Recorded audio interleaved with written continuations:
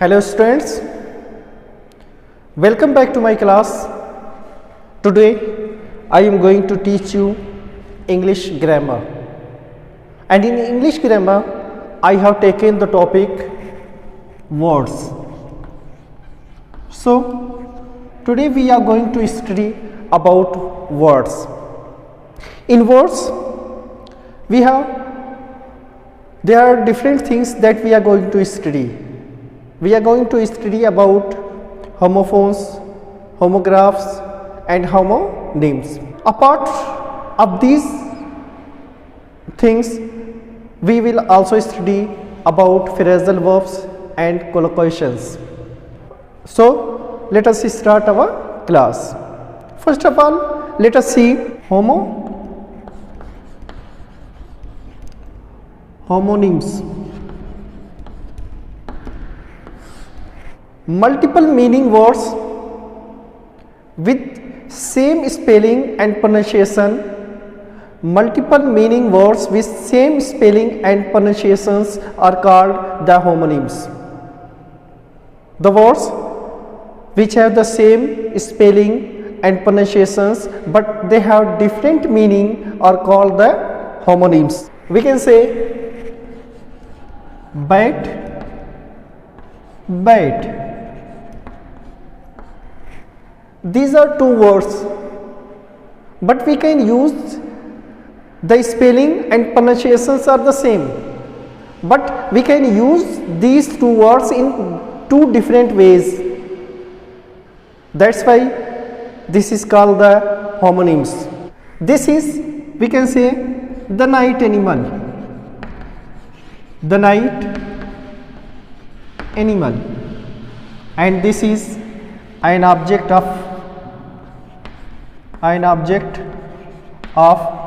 playing game, an object of playing game.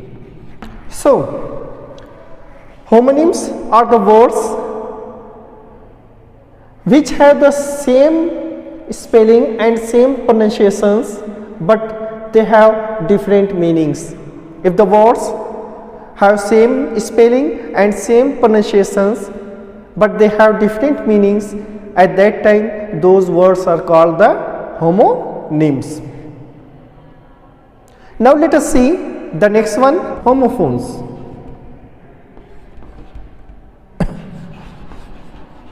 Homophones.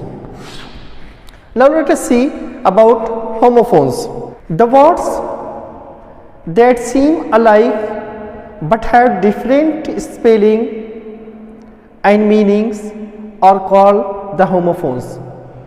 The words that sounds the same but have different spelling and meaning are called the homophones. In homophones, sound are alike. There isn't any difference among the sound of those words, but they have different meaning and different spelling. For example, I want to go. I like it too. 1 plus 1 is 2. 1 plus 1 is 2. So let us see the second one. In homophones, the words sounds alike. The sounds of the words are the same, but the spelling and meaning of those words are different. So the words which have the same sound but different spelling and meanings are called the homophones. For example, you can see here, I want to go. The spelling is T-O. The meaning is also different. It has its own meaning. Now see the second one. I like it too. The spelling is different but the sound is same. 2. sound is the same but the spelling and meaning is different. Here the meaning is something else, here the meaning is something else. Now come to the third one. 1 plus 1 is 2. The sound of these three words are the same, but the spelling and meaning of these three words are different. That's why these words are homophones. Now let us see the next one, that is homographs.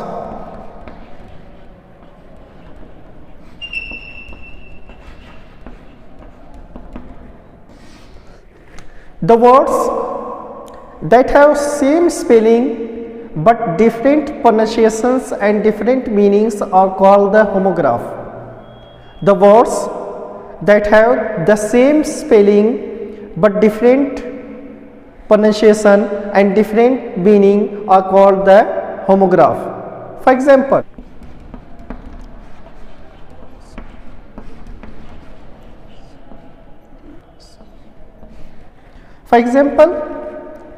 close, it means nearby. It means close means nearby. There is the second one, close. It means to shut.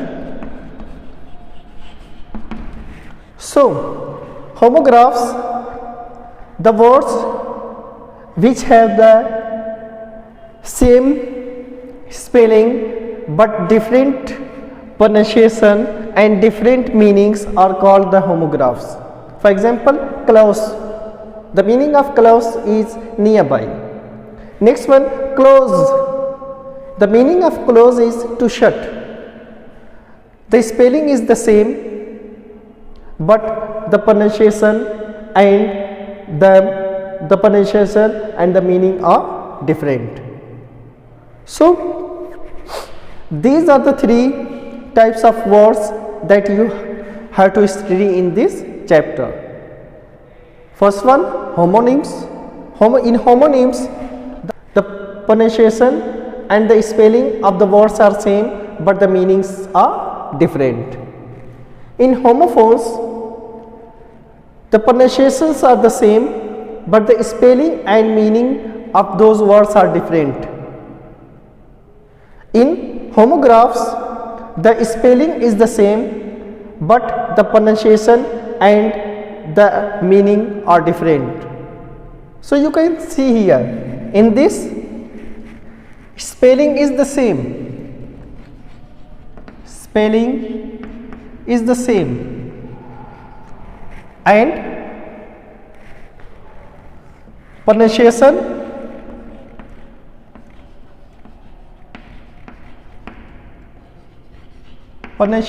is the same and meaning is different.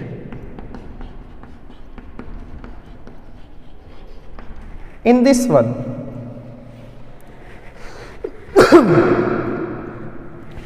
spelling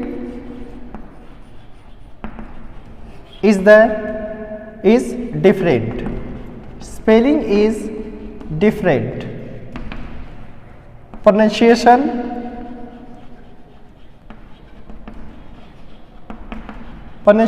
is same and meaning is different. In the third one,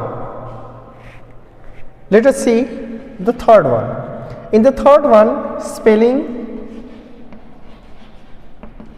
is the same. Like this, spelling is the same, but pronunciation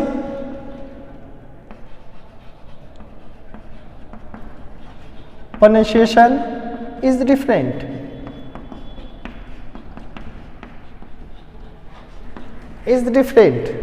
And meaning is also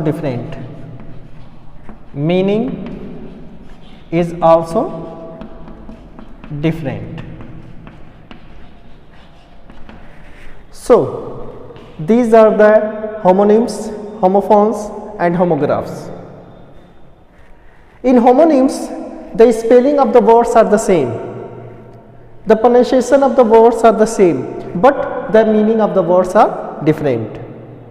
In homophones, the spelling of the words are different, the pronunciation of the words are the same, and the meaning of the words are different. And in homographs, the spelling of the words are the same, but the pronunciation and the meaning of the words are different. So these are the differences between homonyms, homophones and homographs. So these are homonyms, homophones and homographs. Now let us see the next one. Now let us see about the next topic, that is collocation. Now let us see about the collocations. A collocation is two or more than two words that often go together. Collocation is the combination of two or more than two words that often go together, and it also sounds like right.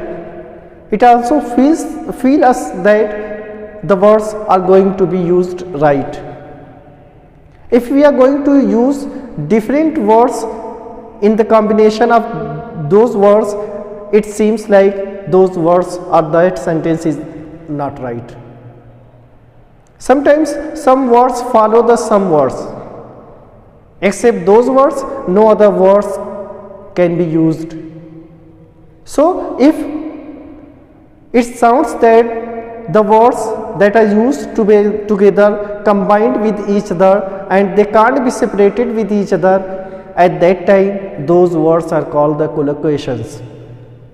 So collocations of two or more than two words that often go together. Let us see the example. We can see she was discharged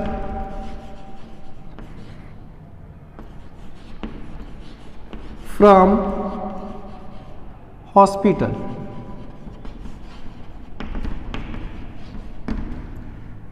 We can say discharged from hospital. She was discharged from hospital. We can use discharged along with the hospital. This is the combination with the hospital. Discharged from is the combination with the hospital. So these words comes together and they make the collocations. We can't use other words at the place of discharge. For example, we can't say she was released from hospital. This is right, but this is wrong. The first sentence is right, but the second one is wrong. We can't use released with hospital. With hospital, we always use discharged. Discharge is always used with hospital.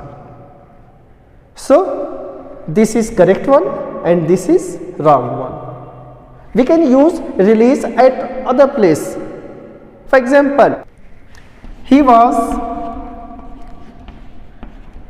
released from the jail.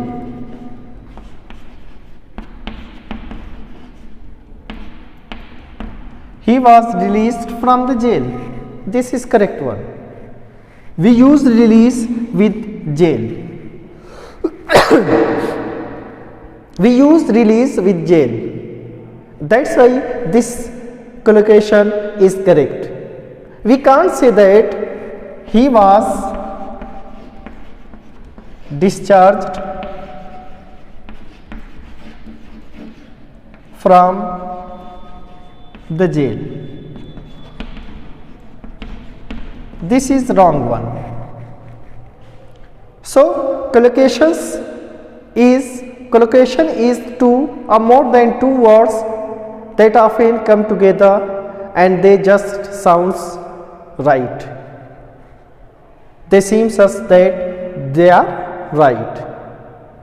So the first one, she was discharged from hospital, is correct, but we can't use released at the place of discharge with hospital. If we are going to say that she was released from hospital, the sentence will be incorrect. In the same way, we can say that he was released from the jail. This is correct.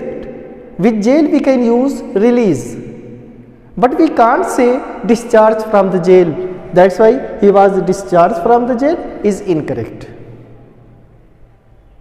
So this is the collocations. There are different types of collocations. Let us see a few collocations that are often used.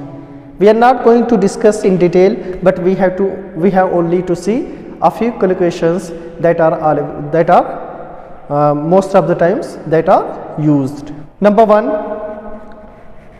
adverb plus adjective. Adverb plus adjective. For example, I was completely satisfied with my performance.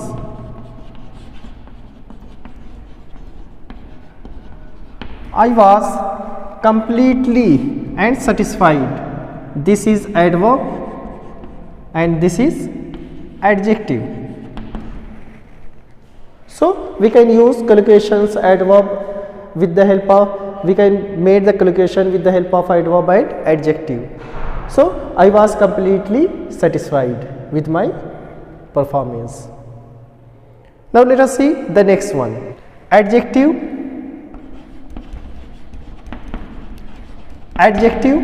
plus noun. We could not go out because of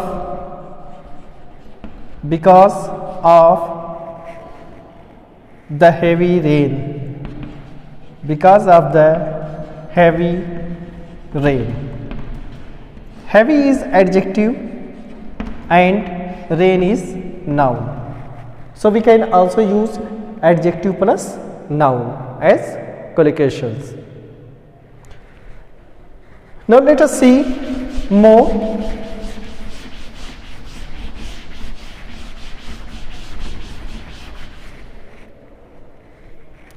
We can also use noun plus noun. For example, our marriage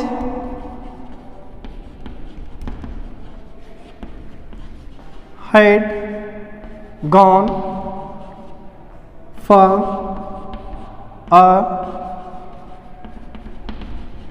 business deal. Business and deal. This is also noun and this is also noun. Business is noun and deal is noun. So collocations can be used with the help of noun and noun. Noun plus noun.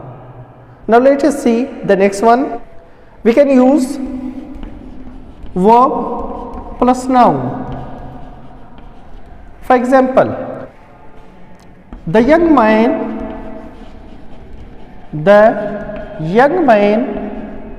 committed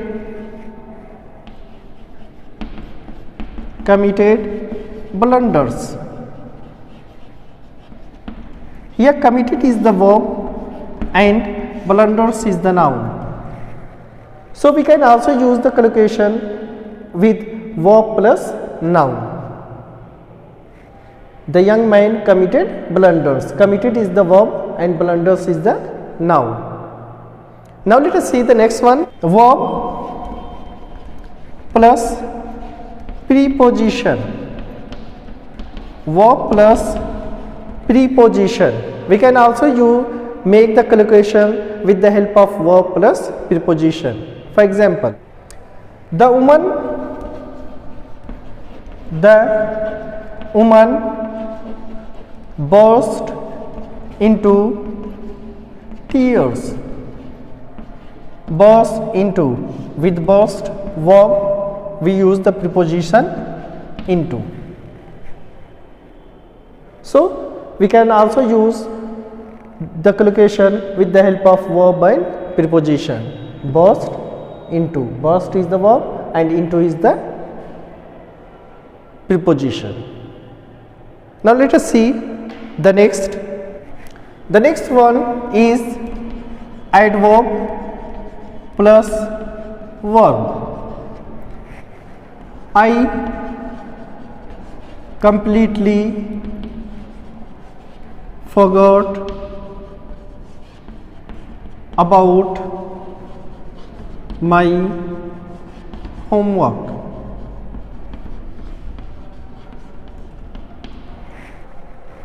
We can also use adverb plus verb as collocations. Completely is the verb, is the adverb, and forgot is the verb. So I completely forgot. With completely we can use forgot. I completely forgot about my homework. So these are some common uses, some common types of collocations. Now let us see the next topic.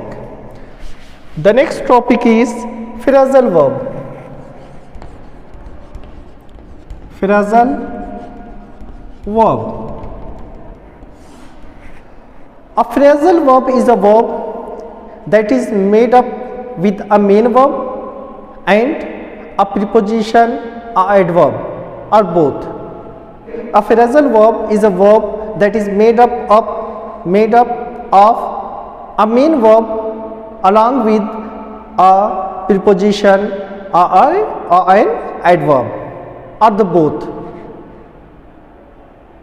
Let us see the example of phrasal verb. The plane to Paris took off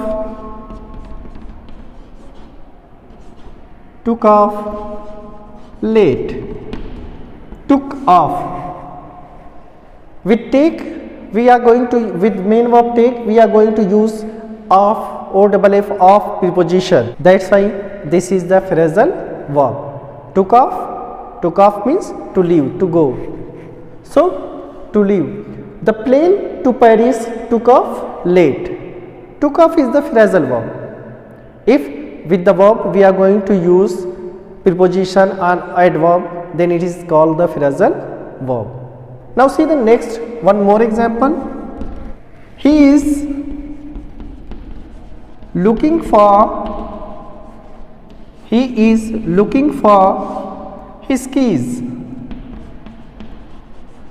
He is looking for his keys.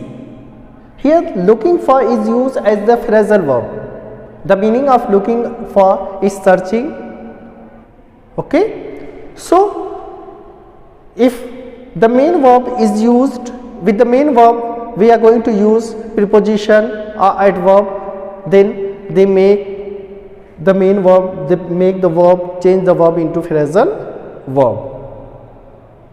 So phrasal verbs are made up of a main verb and a preposition or an adverb or the both. So these are the phrasal verbs. Now let us see the last topic of this chapter, words often misused. There are different words that sound similar, but they have different meanings. These words confused us many times. These words confused us. If we are not going to use these words in right context, we can be confused. So let us see one example of words often misused. We can say accept or accept. There are two words except. These two words sounds the similar, sounds the same, but they have different meanings. But these two words are different. They have also different meanings. For example, she accepted the gift. She accepted the gift. The second one is I cannot attend the meeting. I cannot attend the meeting except the last week.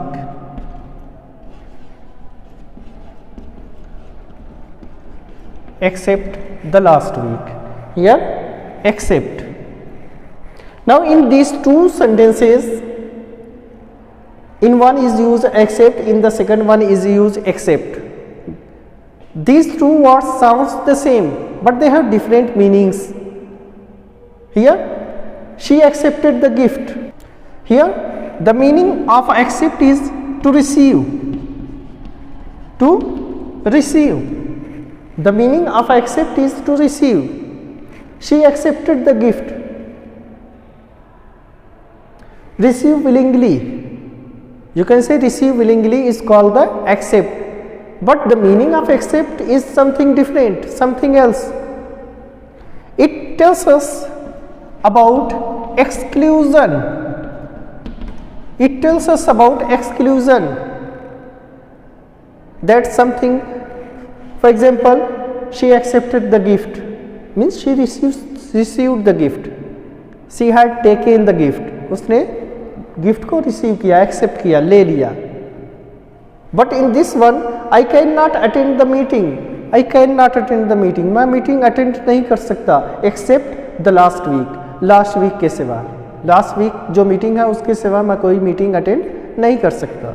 So I cannot attend the meeting except tells us the exclusion, and accept tells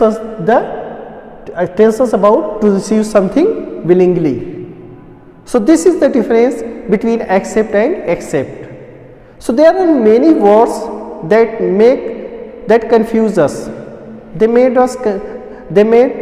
confusion. There are many words that make confusion, but we must see the context. We must see the context of those sentences. We must see the context in which those words are used to find out the actual meaning of those words. So this is all about this chapter, words. Now my class is over. Thank you. Have a nice day.